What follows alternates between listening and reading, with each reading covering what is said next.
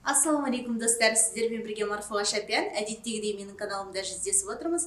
Бүгінгі Рамазанға байланысты сұрақ жауап айдарының қонағы осы Алматыдағы Таугүл мешітінің ұстазы Сәуле Бақытжанқызы. Қош келдіңіз каналыма.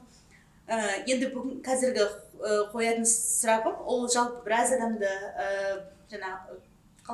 біраз адамды ойлантып жүрген сұрақ. Өйткені басқа діндерде мысалы өздерінің олардың да оразасы бар, сондай кездері төсек қатынасы болмайды. Ал бізде осы Рамазан айында бола ма, жалпы бұл рұқсат етілген ба?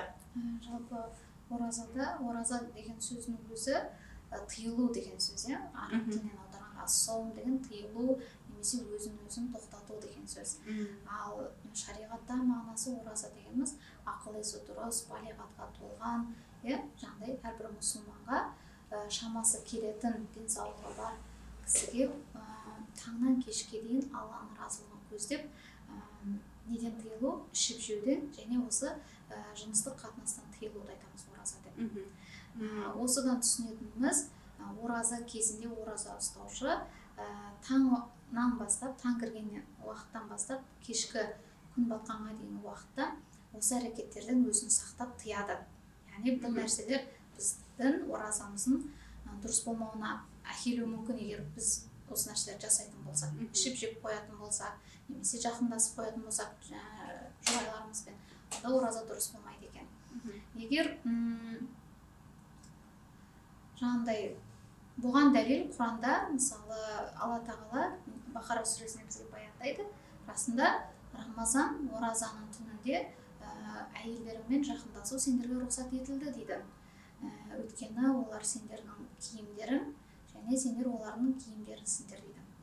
Осыдан түсінеміз, Алла тағала мұсылмандарға Рамазанның түнінде рұқсат бергендігін.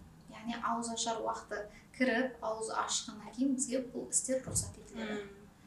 Ал қандай да бір себепсіз өзінің шахауатына еріп, жаңағыдай әдейілеп әйеліне жақындайтын болса, ер кісі немесе әйел, онда бұндай жағдайда кафарат өтеу керек болады. Ол деген 60 күн ораза, үзбей ұстайтын. Кафарат деген бұл жаза іспетті шариғи үкім. Яғни әдейі істегендіктен, әдейі аузын ашып жүргендіктен, ол кісі тоқтамай күнді үзбестен 60 күн қатарынан оразасын өтеп беру керек. Түсінікті. Рахмет. Көкейлеріңіздегі сұраққа толық жауап алдыңыздар деген ойдамыз. Егер тағы да бір қандай да бір сұрақтар туындап жатса, осы видеоның астына комментарийде жазыңыздар.